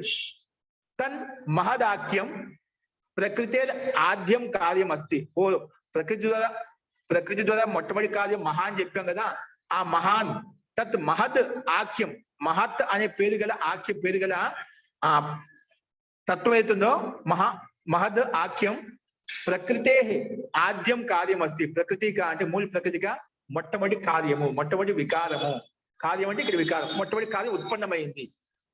అంటే తత్ మహత్ ఆఖ్యం, మహత్ అని పేరు గల ఆ మహత్వం అనేది ప్రకృతే ఆద్యం కార్యం అస్తి. ప్రకృతి మొట్టమొదటి కార్యము. తచ్చ అదే ఆ కార్యమే, ఆ మహత్వమే తచ్చ సామష్టికం. దాన్ని చెప్పండి, ఆ మనసునే ఆ మహత్వం చెప్పాడు సామష్టికం. సామష్టికం అంటే మనకు ఒకటి వ్యష్టి ఉంటుంది, ఒకటి సమష్టి ఉంటుంది. వ్యష్టి అంటే వ్యక్తిగతంగా ఉంటుంది, సమష్టి అంటే సామూహికంగా ఉంటుందండి, అంటే విస్తారంగా ఉంటుంది. వ్యష్టి అంటే వ్యక్తిగత రూపంలో ఒక దారిలో ఒక కోణంలో ఆలోచిస్తాం. సమష్టిని సమష్టి సంపూర్ణంగా ఆలోచిస్తాం అట. ఇక్కడ ఏముంటుంది, ఇక్కడ ఆ సమష్టిగతమైన మనసు అంట. ఈ మనసు అన్ని రకాలుగా ఆలోచిస్తుందంట. తచ్చ సామష్టికం, దాన్ని ఇంకో రకంగా మనహ, సామష్టికం మనహ. దాన్ని ఇంకో రకంగా మన అంటే దాన్ని ఇంకో ఏ రకంగా చెప్పంటే మనన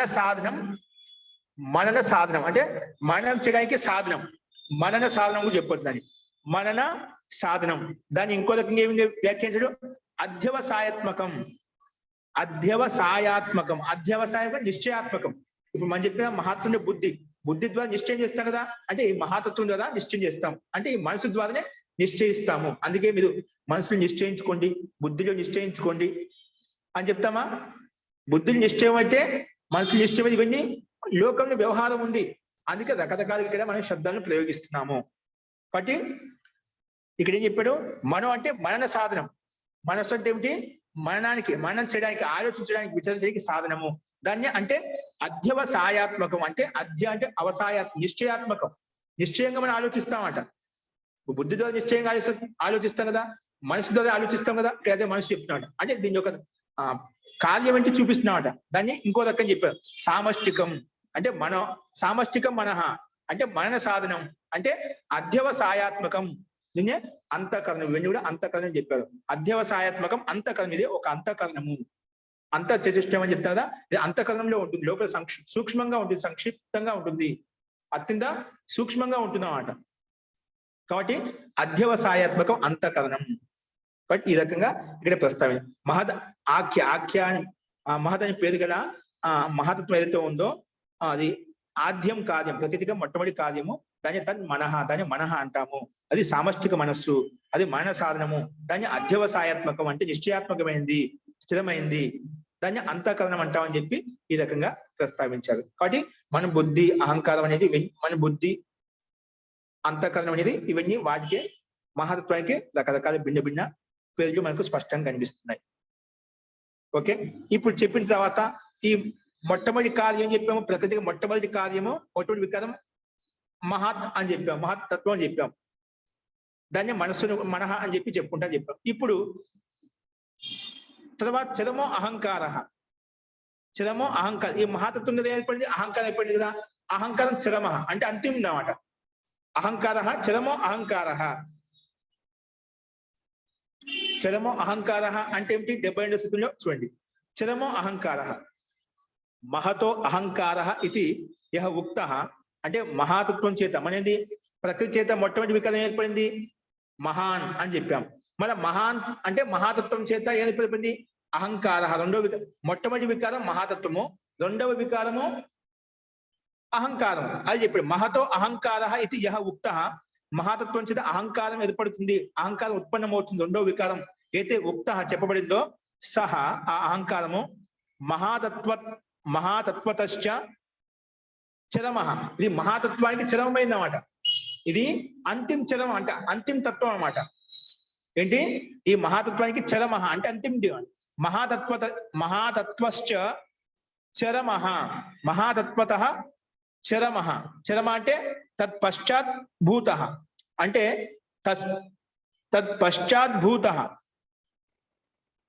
కార్యత్వం ఆపన్నం అహంకారో అస్తి. సా మహాతత్వ చరమ. ఈ మహాతత్వం చరమైంది అంటే అంతిమైంది. ఎందుకంటే తత్పశ్చాత్ భూత, ఎందుకంటే దాని తర్వాత ఉత్పన్నమైన మాట. ఏదైనా మహాతత్వం ద్వారా తర్వాత అహంకారం ఉత్పన్నమైన మాట, అది చరమైంది. ఎందుకంటే కార్యత్వం ఆపన్న, అది కార్యత్వంలో ఆపన్నమవుతుంది. ఇదే చరమ ఎందుకు అనుకున్నాంటే ఈ అహంకారం చేతనే అన్ని ఉత్పన్నమవుతాయి అన్నమాట. ఈ అహంకారం చేతనే అన్ని ఉత్పన్నమవుతాయి. మిగిలిన తత్వాలు ఏవైతే ఉన్నాయో అవన్నీ కూడా ఈ అహంకారం చేత ఉత్పన్నమవుతాయి. అందుకే చరమహ అని చెప్పాం. ప్రకృతి మూలమైంది, ఆ ప్రకృతి ద్వారా మహాతత్వం ఏర్పడింది, మళ్ళీ ఆ మహాతత్వం ద్వారా అహంకారం ఏర్పడింది. ఈ అహంకారం తర్వాత అన్ని ఉత్పన్నమవుతాయి. ఇంకా దానికి మళ్ళీ తత్వం అంటే ఏది ఉండదు, కారణం అంటే ఏది ఉండదు అన్నమాట. ఇదే చరమమైంది, అంతిమైంది. ఏ రకంగా అంటే అది చూద్దాం ఇప్పుడు. మహాతత్వత చరమ తత్పశ్చాత్ భూత, ఎందుకు పశ్చాత్ ఉత్పన్నమైంది. ఏది కార్యత్వం ఆపన్న, అందుకే అహంకారం అస్తి. కార్యత్వం ఆపన్న అహంకారం అస్తి. కార్యత్వంలో ఉత్పన్నమవుతుంది అంటే దీన్ని అహంకారం అని చెప్పి చెప్పుకున్నాం. కార్యరూపంలో ఉత్పన్నమవుతుంది. ఏ కార్యరూపంలో ఉత్పన్నమవుతుంది అంటే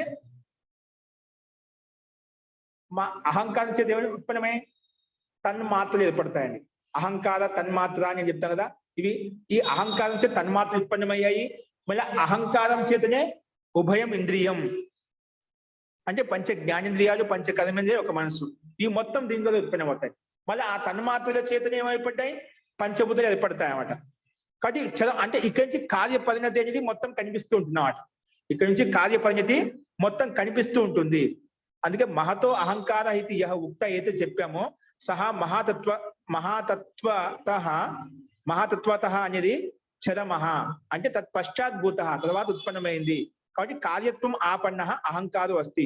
ఇది కార్యత్వ రూపంలో, అది మనకు అభివ్యక్తి రూపంలో, కార్యత్వ రూపంలో ఉత్పన్నమైనది అహంకార. ఇక్కడ అహంకార అంటే అహం అస్మి వల్ల స్థితి ఉత్పన్నం అవుతుంది, అనుభూతి కలుగుతుంది. ఇక్కడి నుంచి ఏవైతే తత్వాలు ఏర్పడతాయో. కాబట్టి అహంకారం అస్తి ఇది మనకు ఈ సూత్రం ద్వారా చెప్పబడిందండి. కాబట్టి అంతిమైంది, దీని ద్వారానే అన్ని ఉత్పన్నమవుతాయి అని మనం చెప్పుకున్నాం. ఎందుకంటే దాన్ని పక్కనే సూత్రం ఇచ్చిన స్లైడ్ మార్చండి, దీనికి సంబంధించింది 73 సూత్రం. ఇక్కడ అహంకారం చెప్పాం. ఎందుకంటే మహాతత్వం చేత అహంకారం ఏర్పడింది. ఈ అహంకారం చేత మళ్ళీ ఏమి ఏర్పడతాయి, అది కార్యత్వం ఆపన్న అని చెప్పాం. కార్యత్వం ఆపన్న ఇది అహంకార అస్తి అంటున్నాం. కార్యత్వం ఉత్పన్నమైంది కాబట్టి దీన్ని అహంకారం అంటాం. అంటే దీని ద్వారా అన్ని కార్యాలు ఉత్పన్నం అవుతాయి, దీన్ని అహంకారం చెప్పుకున్నాం.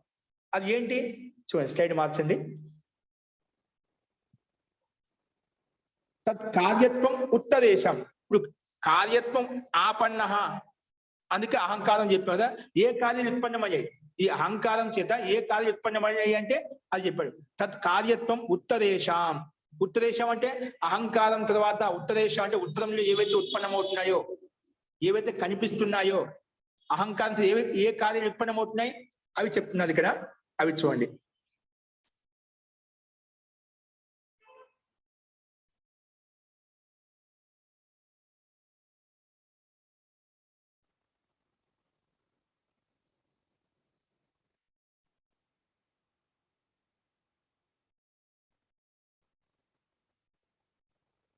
గమనించండి, ఇక్కడ కనిపిస్తుందండి.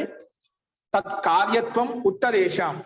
తత్ కార్యత్వం అనేది ఉత్తరేషం. ఉత్తరేషం అంటే అహంకారం తర్వాత ఉత్పన్నమైన కార్యాలు ఏవైతే ఉన్నాయి దాన్ని ఉత్తరేషం. ఉత్తరేషం తత్ కార్యత్వం అంటే ముందు ఉత్పన్నం అంటే పంచ తన్మాత్రలకు, పంచ జ్ఞానేంద్రియములకు, పంచ కర్మేంద్రియములకు, ఒక మనసుకు, తర్వాత పంచ స్థూలభూతాలకు ఇది తత్ కార్యం.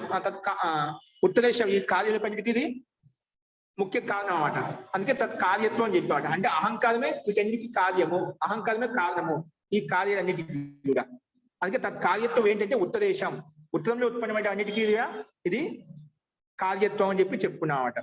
అస్తు, ఇక్కడ గమనించండి. తత్ కార్యం ఉత్తరేషాం. ఓకేనా? ఉత్తరేషాం తత్ కార్యత్వం ఏంటి, దీని భాషను చూడండి.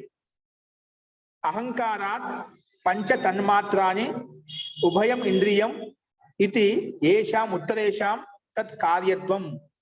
అంటే తత్ కార్యత్వం ఏంటి, అహంకార కార్యత్వం. ఇవన్నీ అహంకారక కార్యములు, ఇవన్నీ అహంకారం యొక్క పనులు అనమాట, అహంకారం ఉత్పన్నమైనటువంటి కార్యములు.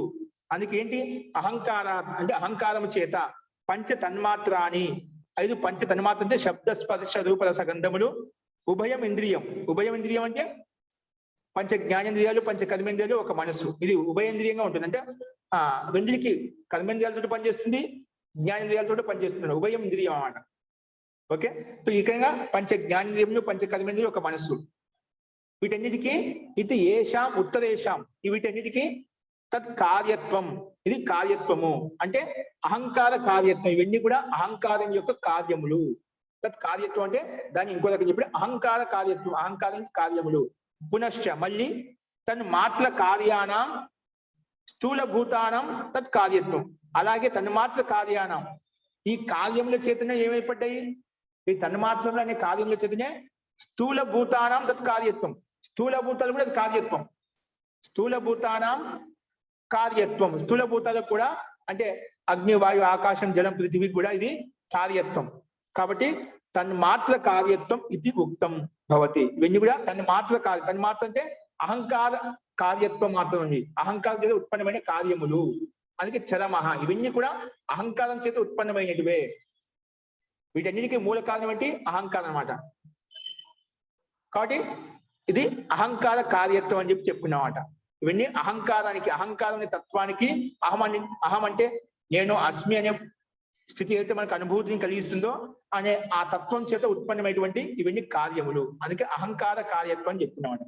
మరి తన్మాత్ర కార్యత్వం, తన్మాత్ర కార్యత్వం ఇత్యపి ఉక్తం భవతి. అందుకే ఇవన్నీ ఆ తన్మాత్ర అంటే అహంకారం అనే కార్యం చేత ఉత్పన్నమయ్యాయి అని చెప్పి మనము ఇవన్నీ అహంకారం యొక్క కార్యములు అని చెప్పి ఇక్కడ స్పష్టంగా మనకు అర్థమవుతుంది. కాబట్టి ఇవన్నీ తత్ కార్యత్వం అంటున్నావు కదా, అహంకారం కార్యత్వం. ఏదైనా కార్యం అంటే ఉత్తరేషం, ఉత్తరంలో ఉత్పన్నమైనటువంటి పంచ తన్మాత్రలకు, ఉభయ ఇంద్రియాలకు, ప్లస్ స్థూల భూతాలకు ఇది కార్యత్వం. అందుకే తత్ కార్యత్వం, అహంకార కార్యత్వం అని చెప్పి మనం ఇక్కడ చెప్పుకున్నామండి.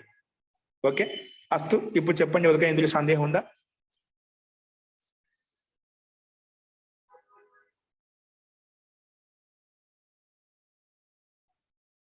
మహోదయ నమస్కారం. మహోదయ, జీ, మనస్సు బుద్ధి అనేది వేరు వేరా, రెండు ఒకటేనా మహోదయ? ఇవి ఒకటే అండి. బుద్ధితో ఆలోచించు, మనసుతో ఆలోచించండి అంటున్నామా? ఇవన్నీ దాదాపుగా పర్యావాచ శబ్దాలు అన్ని దగ్గర దగ్గర. అందుకే యోగ దర్శనం చెప్పుకుంటే చెప్తున్నాం. ఇవన్నీ వేరు కదా, శబ్ద భేదాలు మాత్రమే. అన్నిటికీ అభిప్రాయం ఒకటే ఉంటుందండి. అది మనము రకరకాలుగా ఒక్కొక్కటి ఒక రకంగా వ్యాఖ్యానిస్తుంది అని చెప్తాం అంతే. బుద్ధి, మన బుద్ధి, చిత్త, అహంకారం అని చెప్పి ఇవన్నీ ఒకే తత్వం ద్వారా ఉత్పన్నమైనటువంటి ఇవన్నీ ఒకటే. బుద్ధి అన్నా, మనసు అన్నా, చిత్తం అన్నా, ఇవన్నీ మనకు సూక్ష్మ భేద మనకు కనిపించదు. కానీ ఒక సమాధి అవస్థకు వెళ్ళిపోతుంది, ఇంక కొంచెం వ్యత్యాసం చేయవచ్చు. కానీ ఇవన్నీ కూడా ఒకటే అండి. కానీ మహోదయ, మనస్సు అయితే ఆలోచిస్తుంది, బుద్ధి అయితే నిర్ణయం తీసుకుంటుంది అని అలా విడివిడిగా చెప్తారు కదా. మరి మనస్సు, బుద్ధి, చిత్తం అని అంటే బుద్ధి అత్యంత సహాయకంగా ఉంటుంది కదా. అట్లంటే మనసు ఆలోచించే కరెక్టే. ఆ మనసు ద్వారా ఆలోచన ఏది వస్తుంది? ఈ మనసు ఇప్పుడు మన సాధనం అని చెప్పారా? అంటే మన సాధనం అంట. అది మనం నిశ్చయించినప్పుడే కదా అక్కడ బుద్ధిలోకి వెళ్ళిపోయింది. దాన్ని ఆ మనంలో నిశ్చయమైన దాన్ని బుద్ధి రూపంలో చెప్పుకుంటాం అంట. చెప్పేది ఒక భిన్నతత్వం ఏముంది? భిన్న భిన్నం అంటే ఏం లేదు. దాన్ని సూక్ష్మంగా దాన్ని ఇంకో రకంగా ఏం చెప్తున్నాం అంటే సంజ్ఞా భేదం చేసి, అంటే శబ్దాన్ని మార్చేసి నామవాచకాన్ని భిన్నం చేసి దాన్ని మళ్ళీ బుద్ధి అని చెప్తున్నాం అంట. ఓకే, ఇవన్నీ సూక్ష్మ భేదాలు. దాన్ని అంతే శీఘ్రంగా పనిచేస్తుంటాయి కాబట్టి దీన్ని అనేక రకాలు చెప్పుకుంటాం అంట. ఆలోచించింది అక్కడే నిర్ణయం అవుతుంది. కానీ మన బుద్ధిలోకి ఎందుకు వెళ్ళిపోతుంది? ఇవన్నీ వాటికే పర్యావాచ శబ్దములు. ఇవన్నీ కూడా అందుకే మన లోకంలో బుద్ధి ద్వారా ఆలోచించాలంటే మనసు చూడండి, మీరు నిర్ణయించుకోండి, మనసు ద్వారా ఆలోచించండి అని చెప్తుంటారా? అంటే మనసు ద్వారా మనసును కూడా మనం ఉల్లేఖిస్తుంటాం లోక వ్యవహారంలో. బుద్ధి ద్వారా ఉల్లేఖిస్తుంటాము, చిత్తం కూడా ఉల్లేఖిస్తుంటాము. అలాగే ఇవన్నీ దాదాపుగా ఓకే అండి. ఎందుకంటే మనకు స్పష్టంగా మహతుండే బుద్ధి అని చెప్పి కూడా మనకు వ్యాఖ్యానం వస్తుంది. ఇక్కడ అంతఃకరణ శబ్దం వచ్చింది. ఇక తత్ మనః అని చెప్పి ఇక్కడ స్పష్టంగా సూత్రంలో ఇవ్వబడింది.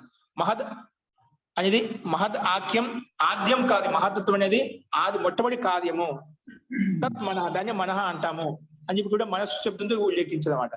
ఇవన్నీ కూడా ఋషి యొక్క సూత్రాలే. కాబట్టి ఋషి ఇంత విశాలమైన సూత్రాలు రచించాలంటే దాంట్లో మన ఏ దోషయుక్తం అంటూ ఏది ఉండదు అన్నమాట. వ్యాఖ్యానం మనం దోషం చూసుకోవచ్చు, మహర్షి ప్రణీతమైన సూత్రాలు మనకి దోషం అనేది ఉండదు అన్నమాట.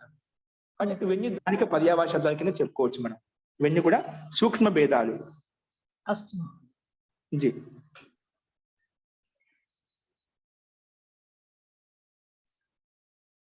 మహోదయ, సామష్టిక మన అంటే ఏంటి అక్కడ?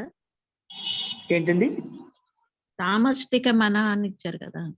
ఆ, అంటే సామష్టిక అంటే మనన సాధనం అనే చెప్పుకోవాలా ఇంకేమన్నా? అంటే సామష్టికం అంటే దీనికి మనం చెప్తే ఒకటి వ్యష్టి అంటే ఏమిటి?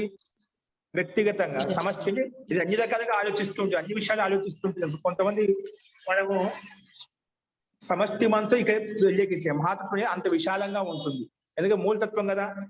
ఏ రకంగా అంటే మన యోగంలో సిద్ధి ప్రకారం చెప్పుకున్నామండి. సిద్ధి విషయంలో సిద్ధులు చెప్పే గురించి ఈ మనసు అనేది అన్ని దగ్గరగా ఉండేది, దూరంగా ఉండి అన్ని విషయాలు తెలుసుకుంటూ ఉంటుంది. ఈ పరకాయ ప్రవేశం చేస్తుంది, ఆ అన్ని రకాల తత్వాలు మొత్తం తెలుసుకుంటుంది చెప్తాం కదా. అంటే అంత శక్తి సామర్థ్యం ఆ యోగికి కలుగుతుంది, ఆ సిద్ధి కలుగుతుంది చెప్పాం. అంటే సమష్టిగా ఈ సమష్టి మనసు చేత అన్నిటినీ గ్రహిస్తుంది, అన్ని విషయాలు గ్రహిస్తుంది, ఎవరు ఏముండే మొత్తం చెప్పగలుగుతుంది. అలాగే సమష్టి మనం చెప్పామాట. ఒకటి వ్యక్తి మన అంటే ఏమిటి? తన వరకు తను ఆలోచించినమాట, తన వరకు తన ఆలోచన వ్యక్తిగతంగా ఉంటుంది మనసు. అందుకే సామష్టిక అటువంటి మనస్తత్వం ఇది, మహాతత్వం ఇది సమష్టిగా మొత్తం సంపూర్ణంగా ఆలోచించే శక్తి సామర్థ్యం దీనికి ఉంది. అందుకే సామష్టికం మనహ అని చెప్పామట.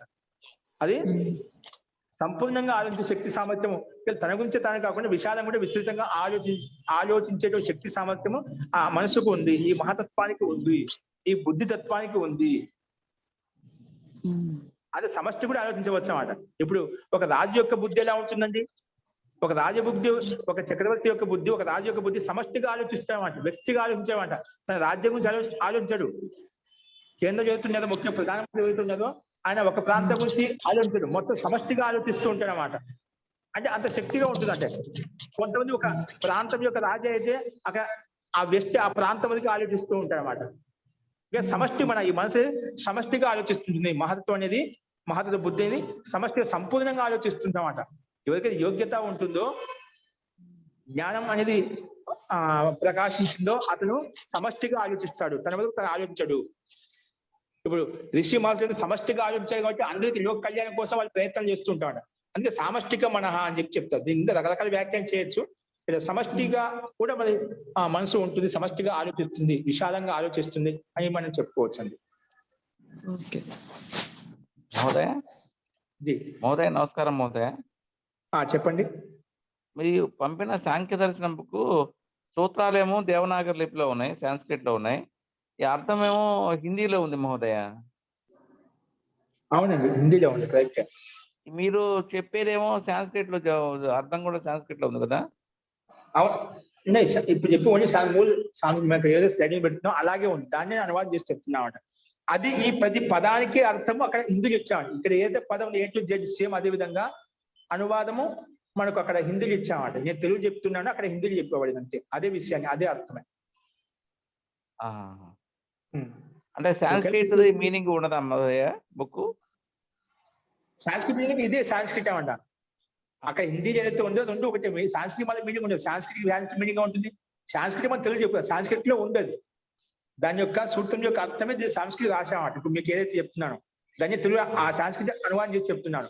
అక్కడ నేను అనువాదం చేసే తెలుగులో అక్కడ హిందీలో ఉంది. అవును మహోదయ. జీ అస్త మహోదయ. జీ, మీకు ఒకవేళ కావాలి పీడిఎఫ్ కూడా పెట్టుకోవచ్చు, పీడిఎఫ్ కూడా ఉంది, ఒక జిరాక్స్ చేయించుకోవచ్చు. మీకు పుస్తకం కావాలంటే నేను మళ్ళీ పంపిస్తాను, మీ అడ్రస్ పంపిస్తేనా. ఓకేనా? అలాగే. అయితే చాలా మందికి అనుకూలంగా కొన్ని హిందీ వచ్చిన వాళ్ళు అప్పుడు ఆ పుస్తకాలు తెప్పించాము. ఇంకోటి పుస్తకాలు సంస్కృత పుస్తకాలు రాలేదండి ఇవి, దాన్ని మనం ఫోటోకాపీ చేయించి వేరే వాళ్ళ దగ్గర ఎక్కడో ఉంటే తెప్పించాను, తర్వాత వచ్చాయి మనం. అస్త మహోదయ. జీ, ఓకే, కావాలంటే అది కూడా పుస్తకం పంపిస్తాను. లేదా పీడిఎఫ్ ఉంది, పీడిఎఫ్ కూడా మీరు డౌన్లోడ్ చేసుకోవచ్చు అండి, లేదంటే ఫోటోకాపీ తీయించుకోవచ్చు, ఇబ్బంది లేదండి. ఓకే, మీకు అది అర్థం అవుతుందంటే ఇబ్బంది లేకుండా. అక్కడ సేమ్ అర్థం అండి, అదే విధంగా అనువాది. ఈ సంస్కృతాన్ని మీకు అక్కడ అనువాది తెలుగు చెప్తున్నా, అక్కడ హిందీలో ఉంది, అంతే తేడా.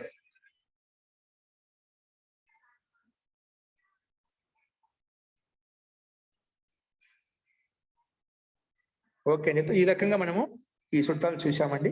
సో ఇక్కడ చూడండి, అదే విషయాన్ని రకరకాలు చెప్పాడు. ఇక్కడ ముందుగా సిద్ధాంతి ఏం చెప్పాడంటే, పూర్వపక్షం చెప్పాడంటే ఈ సంహతం అనేది, సంఘాతత్వం అనేది జీవాత్మ కోసం చెప్పేవారు. జీవాత్మ కోసం ఉన్నప్పుడు సమాన ప్రకృతి ద్వయోహో సమాన ఏంటి ఈ ప్రకృతి రెండింటికి జీవాత్మకు బద్ధాత్మకు సమానంగా ఉంటుంది కాబట్టి ముక్తి సంభవించదు అని చెప్పినప్పుడు దానికి సమాధానంగా అధికార త్రైవిధ్యాత్ నా నియమ, అధికారం భిన్న భిన్నంగా ఉంటుంది కాబట్టి యోగ్యత భిన్న భిన్నంగా ఉంటుంది కాబట్టి ముక్తాత్మలకు బద్ధాత్మలకు యోగ్యత భిన్న భిన్నంగా ఉంటుంది. నా నియమ, ఆ నియమం వర్తించదు. సమాన అనే నియమం వర్తించదు. ఎందుకంటే అవి వారి యొక్క జ్ఞానం అనేది ఉత్కృష్టంగా ఉంది, పవిత్రంగా ఉంది కాబట్టి ఈ ప్రకృతితో యుక్తం కావు. ప్రకృతి ఎవరితో యుక్తం అవుతుంటే సాంసారిక విషయవాసన సంస్కారాలు ఏవైతే ఉన్నాయో వారితో ఈ ప్రకృతి బంధనంలోకి వస్తుంది. యోగ్యత సాంసారిక విషయ సంస్కారాలు ఏవైతే ఉండవో వారికి ఈ ప్రకృతి బంధింపదు. కాబట్టి యోగ్యత అనేది భిన్న భిన్నంగా ఉంటుంది కాబట్టి అధికార త్రైవిధ్యం కింద ఈ నియమం వర్తించదని చెప్పి సిద్ధాంతం చెప్పాడు. ఇలా చెప్పిన తర్వాత మళ్ళీ ఇంకో రకంగా ఇక్కడ ఈ పురుషుని యొక్క వివేకాన్ని తెలుసుకోవడం కోసమే ఈ ప్రకృతి యొక్క పూర్వాపర ప్రక్రియను ఇంకో రకంగా సిద్ధాంతి ప్రస్తావించున్నామంట. ఏం చెప్పామంటే మహద్ ఆఖ్యం ఆద్యం కార్యం. ఈ మహద్ అనేది మహాతత్వం, మహద్ అంటే మహాతత్వం అర్థం. మహద్ ఆఖ్యం ఆద్యం కార్యం. ఈ మహాతత్వం అనేది మొట్టమొదటి కార్యం. ఎవరికి కార్యం? ప్రకృతికి మొట్టమొదటి కార్యం. దాన్ని తత్ మనహ, మనహ అంటామని చెప్పడం కోసం ఇక్కడ మళ్ళీ ఇంకో రకంగా చెప్పామట. తత్ మనహ, దాన్ని మనహ అంటాము. మనహ అంటే మనన సాధనం, దాన్ని అధ్యవసాయం, నిశ్చయాత్మకమైంది అని చెప్పి ఈ రకంగా చెప్పాడు. తర్వాత చరమో అహంకార, చరమో అహంకార. ఈ మహత్వం చేతనే మన అహంకారం ఏర్పడ్డామని చెప్పాం కదా. ఈ అహంకారం అనేది చరమమైంది, అంటే అంతిమమైంది. ఎందుకంటే ఈ అహంకారం చేత అన్ని కార్యాలు ఉత్పన్నమవుతాయి. అన్ని కార్యాలు ఉత్పన్నమవుతాయి. ఏంటంటే మనం చెప్పుకున్నాం కార్యత్వం ఆపన్నం. ఏదానికి కార్యత్వం ఆపన్నం అంటే తత్ కార్యత్వం అనేది ఉత్తరేషం. ఈ ఏదైనా కార్యత్వం ఉత్పన్నమైందంటే ఉత్తరేషం అంటే పంచ తన్మాత్రలకు, పంచ జ్ఞానేంద్రియాలకు, పంచ కర్మేంద్రియాలకు ఇది కార్యత్వము. అంటే ఈ కార్యం చేతనే ఇవన్నీ ఉత్పన్నమయ్యాయి. కాబట్టి ఇవన్నీ కూడా తత్ కార్యత్వం, అహంకార కార్యత్వం. అహంకార తత్వానికి వీని కార్యములు, అహంకారత్వానికి కార్యములు అని చెప్పి చెప్పుకున్నాం. ఈ అహంకారానికి కార్యములకే స్థూల భూతాలు కూడా మళ్ళీ కార్యత్వాన్ని ఇస్తాయి. వాటి చేతనే ఈ కార్యములు ఉత్పన్నమవుతాయి. కాబట్టి ఈ చరమహ అని చెప్పి చెప్పుకున్నాం. ఎందుకంటే ఈ మూల అహంకారం అనే తత్వం చేత మిగిలిన తత్వాన్ని అభివ్యక్త అవస్థలో ఉంటాయి కాబట్టి దగ్గరగా వీటిని చరమహ అని చెప్పి ఇక్కడ మనం ప్రస్తావించాము సూత్రంలో. సో ఈ రకంగా మనం చూసామండి. నెక్స్ట్ దీనికే ఇలా చెప్పిన తర్వాత కూడా అంతకంటే ముందు మనము ఈ ప్రకృతి ఇవన్నీ అన్ని రకాలుగా చెప్పుకుంటూ వస్తున్నా బాగానే ఉంది. ఈ ప్రకృతికి కూడా ఇంకోటి కారణం కూడా ఆలోచించవచ్చు కదా. ప్రకృతి కూడా కారణం ఉంది, మూల కారణానికి కూడా కారణం ఉంటుంది అని చెప్పొచ్చు కదా అనే విషయాన్ని మనం ముందు చెప్పుకున్నాం. అంతకంటే ముందు ఏం చెప్పాము? పారంపర్యే అపి ఏకత్ర పరనిష్ఠ ఇది. ఇప్పుడు ప్రకృతికి కూడా కారణం అడిగామనుకోండి, దానికి కారణం మళ్ళీ దాని కారణం అలా అనవస్థ దోష వస్తుంది, ఎక్కడో వచ్చి నిలబడాలి అని చెప్పాం కదా. కాబట్టి ఆ దోషం వస్తుంది. అదే విషయాన్ని ఇంకో రకంగా ఈ 74వ సూత్రంలో ప్రస్తావిస్తున్నాడు. అది ఇంకో రకంగా దృష్టాంతం చూపించి పూర్వపక్షి దాన్ని కారణం చూపించే ప్రయత్నం చేస్తున్నాడు. ఆ కారణం ఏంటో మనం తర్వాత చూద్దామండి, రేపు చూద్దాము. అస్తు. ఇంకో రకం సందేహం చెప్పండి, లేదంటే రేపు ఆదివారం కాబట్టి ఎల్లుండి చూద్దామండి. అస్తు.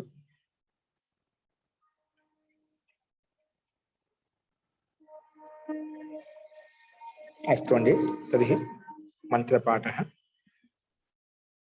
ఇంకేమైనా సందేహాలతో రేపు అడగవచ్చు. వ్యక్తిగతంగా కూడా ఫోన్ చేయొచ్చు ఏమైనా అర్థం కాకపోతేనే. అస్తు. మంత్రపాఠ.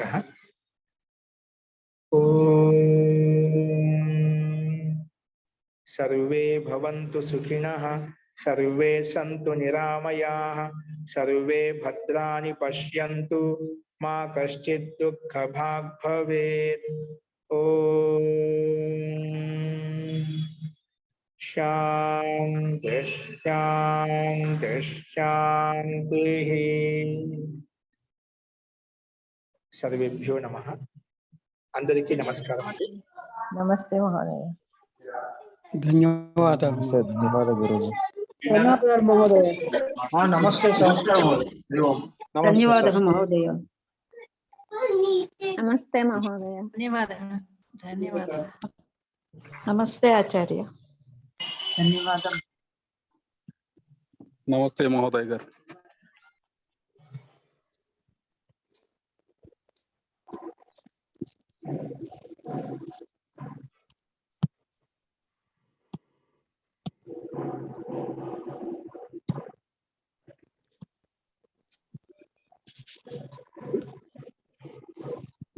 ఇంకా ఏమైనా సందేహాలు ఉన్నాయండి వ్యక్తిగతంగా?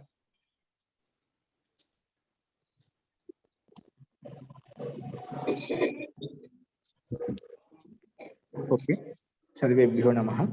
పునర్మిలామः. సోమవాసరే పునర్మిలామः.